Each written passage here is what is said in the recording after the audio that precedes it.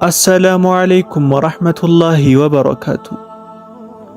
ከዕለታት በአንዱ ቀን ሂበቱር ረህማን የተባለች የ5 ዓመት ሴት ልጅ የነበረችው አንድ ትልቅ ነጋዴ ነበር። የልጅቷ እናት ወደ አኼራ ስለሄደች ነጋዴው የሂባን እናት ክፍተት ለመሙላት ሲል ሲሃም የተባለች መበለት ለማግባት ተገደደ። ሲሃም ኢልያስ የተባለ የ9 ዓመት ወንድ ልጅ ነበራት። አንድ ቀን ነጋዴው ለ2 ወራት የሚቆይ የንግድ ጉዞ ማድረግ ነበረበት። ከመሄዱ በፊት ሂባን ለሚስቱ ለሲሃም አደራ ሰጣት። በመቀጠልም ልጁን ለብቻዋ በመውሰድ ሲመለስ ምን ይዞላት እንዲመጣ እንደምትፈልግ ጠየቃት። እሷም ወርቃማ ጸጉርና አረንጓዴ አይኖች ያሏት አሻንጉሊት እንደምትፈልግ መለሰችለት። አባቷም ያንን ሊያመጣላት ቃል ገብቶ በሁለት አይኖቿ መሃል ስሟት ጉዞውን ጀመረ። ነገር ግን ሲሃም ቃል ኪዳኗን አልጠበቀችም። ሂበቱር ረህማንን ሊታሰብ በሚከብድ እጅግ የከፋ ሁኔታ ታንገላታት ጀመር። ከጭቆናዋ ከቸልተኝነቷና ከጥላቻዋ በተጨማሪ በሁሉም ነገር ላይ ጨካኝ ነበረች። ቤቱን ልብሶቹንና ዕቃዎቹን የማጽዳት ከባድ ሥራ በመጫን እንደ አገልጋይ ትቆጥራት ነበር። ፍጠኚ፣ ወደ ኩሽና ሂጂና ዕቃዎቹን እጠቢ እያለችም ታግዛታለች። በአግባቡም አትመግባትም፣ ለጤንነቷም ግድ አልነበራትም። በሌላ በኩል ግን የራሷን ልጅ ኢልያስን ታንደላቅቀው ትንከባከበውና ከፍተኛ ጥበቃ ታደርግለት ነበር። ሂባን ደጋግማ ከቤት ታባረራትና የተረፈ ምግብ እንኳን በቆሻሻ መጣያ ውስጥ ጥልባት ነበር። በመጨረሻም ክፉዋ ሲሃም ሂባን ለአንዴና ለመጨረሻ ጊዜ ለማስወገድ ወሰነች። ምሽት ሲገባ ሲሃም የጂፕሲዎችን ቅፍለት ወደ በረሃ ሲጓዝ ተመለከተች። ወደ አንዷ የጂፕሲ ሴት በመሮጥ የ5 ዓመት ልጅ ልሸጥላቸው እንደምትፈልግ ነገረቻት። የጂፕሲዋ ሴት ሂበቱር ረህማንና ያለችበትን አሳዛኝ ሁኔታ ስትመለከት ልጅቷ በከፍተኛ ትኩሳት እየተሰቃየችና ለሞት የተቃረበች በመሆኗ እንደማትገዛት ተናገረች። ሲሃም ወዲያውኑ መለሰች፣ እንግዲያውስ በነፃ ውሰጃት፣ የፈለግሽውን አድርጊባት፣ ግድ አይሰጠኝም፣ ብቻ ከኔ አርቂያት፣ ከዚህ አውጪልኝ፣ እንዲያውም ለዚህ ስራሽ ከፍልሻለሁ በማለት የወርቅ ሐብሏን አውልቃ ለጂፕሲዋ ሴት ሰጠቻት። በመቀጠልም ቅፍለቱ ሂበቱር ረህማንን ይዘው ወደ ሰሜን አቅጣጫ ጉዞ ጀመሩ። የጂፕሲዋ ሴት በነፍስ እንደሚወዛወዝ ደረቅ ቅጠል የሚንቀጠቀጠውን የሂባን ሰውነት ተመልክታ እንዲህ አለች፣ አንቺ ምስኪን ልጅ፣ ያቺ አረመኔ ምንኛ ጨካኝ ነበረችብሽ። እኔ እንክብካቤ አደርግልሻለሁ፣ እናም እውነተኛ ጂፕሲ ትሆኛለሽ። በቀጣዮቹ 3 ቀናት ውስጥ ሂበቱር ረህማን በትኩሳት ስቃይ ውስጥ ብታልፍም የጂፕሲዋ ሴት ሙሉ በሙሉ እስክታገግም ድረስ ተንከባከበቻት። ከዚያም በእጽዋት መድኃኒቶችና በሌሎች ባህላዊ ዕውቀቶች የተካነችና የህዝቧ ጠቢብ በሆነችዋ በዚያ ጂፕሲ ሴት እንክብካቤ ስር መኖር ጀመረች። ጂፕሲዎቹ በአንድ አካባቢ ለ2 ዓመት ወይም ከዚያ በላይ ከቆዩ በኋላ ወደ አዳዲስ ክልሎች ይሰደዳሉ። ከ12 ዓመታት በኋላ ሂባ የ17 ዓመት ውብ ወጣት ሆናለች። በልዩ ውበቷና በመልካም ስነ ምግባሯ ምክንያት በጎሳው ውስጥ ባሉ በርካታ ወንዶች ዘንድ ከፍተኛ አድናቆትን አትርፋለች። አንድ ቀን የጂፕሲዎቹ መሪ ወደ ጠቢቧ ጂፕሲ ሴት ድንኳን መጣ። ሂባን ለጥቂት ጊዜ ከተመለከተ በኋላ ለትልቋ ሴት እንዲህ አላት፣ ልጅቷ አድጋለች፣ የጎሳችንን ባህል የምንተገብርበት ጊዜ አሁን ነው። በጠንካራ ድምፅም አክሎ በቅርቡ ትዳር ትይዛለች፣ ልማዳችን ይህ ነው። ከኛ ጋር የሚኖሩ ልጃገረዶች ይህ ዕድሜ ላይ ሲደርሱ ከጎሳቸው ወንዶች ለአንዱ ሚስት እንድትሆን ትመረጣለች። ይህም ብሎም ከድንኳኑ ወጣ። ሂበቱር ረህማን በጭንቀት ወደ ጠቢቧ ጂፕሲ ሴት ተመለከተችና ምን ማለቱ ነው ብላ ጠየቀቻት። የጂፕሲዋ ሴት በሐዘን ተነፈሰችና እንዲህ አለች፣ ልጄ፣ በጎሳችን ውስጥ አንድ የቆየ ሕግ አለ። አንዲት ልጅ አንቺን ዕድሜ ስትደርስ የጎሳው ሹም ከጎሳው ወንዶች ለአንዱ ብዙውን ጊዜ ከእርሷም በጣም ለሚበልጥ ሰው እንድትዳር ይወስናል። የሂባ አይኖች በጭንቀት ፈጠጡ። ግን እኔ ይህንን አልፈልግም፣ አላውቃቸውም፣ እናም በዚህ መልኩ ማግባት አልሻም። የጂፕሲዋ ሴት በሐዘን ራሷን ነቀነቀችና ነገሩ ከእጅሽ የወጣ ይመስለኛል፣ የሹሙን ውሳኔ ወደ ኋላ መመለስ አይቻልም አለቻት። ሂባ በከፍተኛ ሐዘን ተዋጠች። ሙሉ ሕይወቷ በግድ ሊቀየር እንደሆነና ፈጽሞ ወደ ማትፈልገው ዕጣ ፈንታ ልትገፋ እንደሆነ ተሰማት። በአጎራባች ከተማ ውስጥ በጠና ታማ የነበረችና ሐኪሞች ከማዳን ተስፋ የቆረጡላት አንዲት ሀብታም ሴት ትኖር ነበር። እርሷም አላህ ሱብሓነሁ ወተዓላ ካዳናት ሕይወቷን የተቸገሩ ሰዎችን ለመርዳት እንደምትሰጥ ለአላህ ቃል ገባች። በማግስቱም አላህ ፈውሱን ለገሳት። በሐኪሞች መደነቅና ግርምት ውስጥ ሆና ከአልጋዋ ተነስታ መራመድ ጀመረች።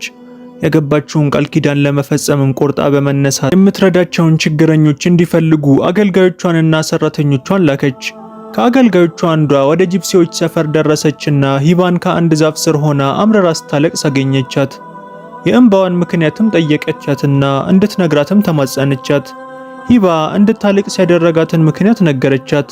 እንዲህም አለች፣ ዛሬ ማታ በባህላቸው መሰረት ከኔ በጣም ለሚበልጥ የጎሳው ሰው በግድ ሊድሩኝ ነው። እኔ እርሱን አልፈልግም። በዚህ መንገድ ማግባትም ፈጽሞ አልሻም። አገልጋዩዋ ፈጥና ወደ እመቤቷ ተመለሰችና የማታውቀውንና አይታውም የማታውቀውን የጎሳውን ሰው እንድታገባ የምትገደድ አንዲት በአስራዎቹ ዕድሜ ውስጥ የምትገኝ የጂፕሲ ልጃገረድ እንዳለች ነገረቻት። ሀብታማ ሴት ይህንን ወጣት ልጃገረድ ለማዳን እንደ ጥሩ አጋጣሚ ቆጠረችው። ወደ ጂፕሲዎች ሰፈር በማቅናት ሂበቱር ራህማንን አገኘቻት። ታሪኳንም አደመጠች። ቅንነቷንና እየደረሰባት ያለውንም ግፍ ስትረዳ ልታድናት ቆረጠች። ወደ ጎሳው ሹም በመሄድ ሂባን ለመግዛት ጥያቄ አቀረበች። ሹሙ ግን እየሳቀ ጥያቄውን ውድቅ አደረገው። ሴትየዋ የምትከፍለውን ገንዘብ እጥፍ አደረገች።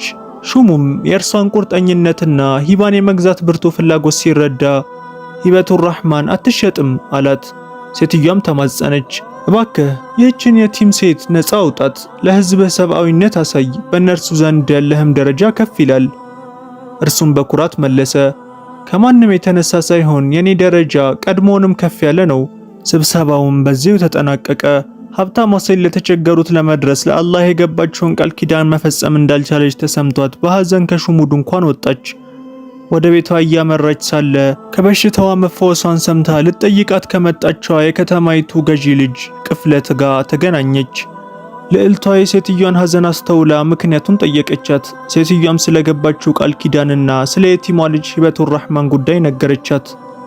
ልዕልቷም ለጥቂት ጊዜ አሰበችና የእርሷን ጉዳይ ለኔ ተዩ አለቻት። በምሽት ጊዜ ልዕልቷ ወደ ጂፕሲዎች ሰፈር አመራች። ነገር ግን በንጉሳዊ ልብሷ አልነበረም የሄደችው። ይልቁንም ማንነቷን የሚደብቅ ጥቁር ካባና አማይማ በመልበስ እንደ አንዱ ታላቅ ነጋዴ በመምሰል ራሷን ወደ ሀብታም ወንድ ቀይራ ሄደች። ከአገልጋዮቹ አንዱ ወደ ጂፕሲው ሹም ቀረብ ብሎ አንድ ከረጢት ገንዘብ በማበርከት እንዲህ አለው፣ የተከበሩ ሆይ፣ አለቃዬ ከጎሳችሁ አንዲት ሴት ልጅን ማግባት ይፈልጋል። ሂበቱር ራህማን የምትባል ቆንጆ ልጅ እንዳላችሁ ሰምቷል። ነገር ግን ከኒካህ በፊት ሊያያት ይፈልጋል። ቅድመ ሁኔታው ይህ ነው። ሹሙ ተንኮል የተሞላበት ፈገግታ ፈገግ እያለ የገንዘብ ከረጢቱን በእጁ እያመዛዘነ እንዲህ አለ፣ እንደ ሂበቱር ራህማን ያለች ልጅ ማግባት ርካሽ አይደለም። አገልጋዩም ሌላ ገንዘብ ከረጢት ወረወረና አለቃዬ የሚያስፈልገውን ሁሉ ለመክፈል ዝግጁ ነው አለው። ሹሙ ገንዘቡን ለረጅም ጊዜ ትኩር ብሎ ተመለከተና በጣም ጥሩ፣ መገናኘታቸው ዛሬ ማታ ይፈጸማል አለ። ሂበቱር ራህማን እየጠበቃት ያለው ሰው በግድ ልታገባው የተወሰነበት ሰው መስሏት እየፈራች ወደ ድንኳኑ ተወሰደች። ነገር ግን ልክ እንደገባች ሰውየው በሩን ዘግቶ ሻሹን አውልቆ ፊቱን አሳያት። ለካስ ልዕልት ኑር ነበረች።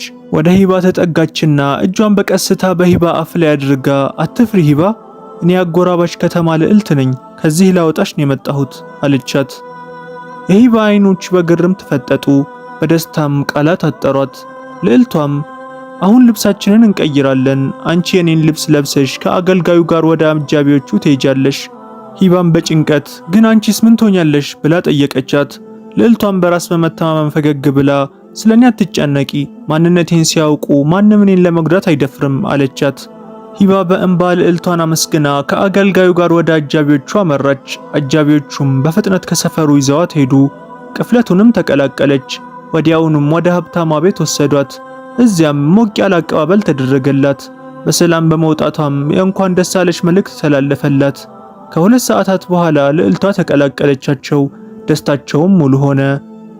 ልዕልቷም የመጀመሪያው ቅፍለት ከሄደ በኋላ ሌላ አጃቢ እርሷን ለመውሰድ እየጠበቃት እንደነበርና የጂፕሲው ሹም የሀገሪቱ ልዕልት መሆኗን ሲያውቅ ሊቃወሟት እንዳልደፈረ ነገረቻቸው። እርግጥ ነው ትንሽ ተናዶ ነበር። ነገር ግን ጥቂት ተጨማሪ የገንዘብ ከረጢቶች ዝም ለማሰኘትና ትኩረቱን ከጉዳዩ ላይ ለማስቀየር በቂ ነበሩ አለች። ከዚያም ልዕልቷ ተሰናብታ ሄደች። ሂበቱር ራህማን ያንን ምሽት ሀብታሟ ሴት ጋር አሳለፈች። ሂባም አባቷ ወደሚኖርበት የቀድሞ ቤቷ ለመመለስ እንደምትፈልግ ለሴትዮዋ ገለጸችላት። ሴትዮዋም መልካም ነገርን ቃል ገባች። እንደ ቀድሞ መኖሪያዋ የሚያደርሷት 2 ሰራተኞች አብረዋት እንደምትልክ ነገረቻት። ሂበቱር ራህማን ለረጅም ጊዜ አግኝታው በማታውቀው የአእምሮ ሰላም በዚያች ምሽት በሀብታሟ ሴት ቤት ተኛች። ጠዋት ላይ ሂባ በሀብታሟ ሴት ስር ከሚሰሩ 2 ፈረሰኞች ጋር በመሆን ወደ ቀድሞ ቤቷ ጉዞ ጀመረች። ሴትዮዋ ለሂባ በመልካም ስነ ምግባሯ ከፍተኛ ምስጋና ቀረበችላት። የጉዞውን 3 ምዕራፎች አጠናቀው ወደ አንድ ጥቅጥቅ ያለ ጫካ ሲቃረቡ በድንገት 3 ጂፕሲዎች ዘለሉባቸው። አንደኛው የጂፕሲ ሹም ነበር። ከሁለቱ ሰራተኞች ጋርም የሰይፍ ፍልሚያ ገጥመው ገደሏቸው። ሂበቱር ረህማን በከፍተኛ ፍርሃት ልትሸሽ ሞከረች። ነገር ግን ሹሙ ያዛትና እንዲህ አላት፣ የልዕልቷ ገንዘብ በእውነት ከኔ ሊለይሽ የሚችል መሰለሽ? አንቺ ለኔ የተፈጠርሽ ነሽ፣ ይህንንም መቀበል አለብሽ። ሹሙ ሂባን በፀጉሯ እየጎተተ ወደ ሰፈሩ ሊወስዳት ሲል አምርራ አለቀሰች። በዚያው ቅጽበት ፊቱ የተሸፈነ አንድ ወጣት ፈረሰኛ ብቅ አለ። ሂባም እንዳየችው እነዚህ ሰዎች ወደ ቤቴ እየሄድኩኝ ሳለ አገቱኝ፣ አጃቢዎችንም ገደሉብኝ በማለት እርዳታ እንዲያደርግላት ተማጸነችው። ወጣቱም ከፈረስ ወርዶ ሰይፉን መዘዘ። ሹሙም ልጃገረዷን እንዲለቅ አዘዘው። ሹሙም እየሳቀ አለበለዚያ ምን ታደርጋለህ? 3ታችንን ትዋጋለህ አለው። ወጣቱም አዎ እኔ በሀገሪቱ ሰራዊት ውስጥ ወታደር ነኝ፣ እናንተንም በነፍስ ግድያና በጠለፋ ወንጀል በቁጥጥር ስር ውላችኋል ሲል መለሰ። ከጂፕሲዎቹ አንዱ ለሹሙ ይህን ለኔ ተው ብሎ በወጣቱ ላይ ጥቃት ሰነዘረ። ፊቱን የሸፈነው ወታደር በአንድ እርምጃ ብቻ መሬት ላይ ጣለው። ሁለተኛው ጂፕሲ በመገረም ጥቃት ቢሰነዝርም ወታደሩ እርሱንም በአንድ ምት አሸነፈው። ሁለተኛው ጂፕሲ ሁኔታውን ተረድቶ ፈረሱ ላይ በመውጣት ሹሙን ጥሎት ሸሸ። ሹሙ ብቻውን ቀረ። እግሮቹን በፍርሃት ይንቀጠቀጡ ጀመር። ሂባን ለቀቃትና እየተደናቀፈ እይታ ውስጥ እስኪጠፋ ድረስ ሮጦ አመለጠ። ወጣቱም ለእርሱ በኋላ እመለስበታለሁ፣ አሁን ግን እመቤቴ ወደ ቤትሽ ማድረስ አለብኝ አላት።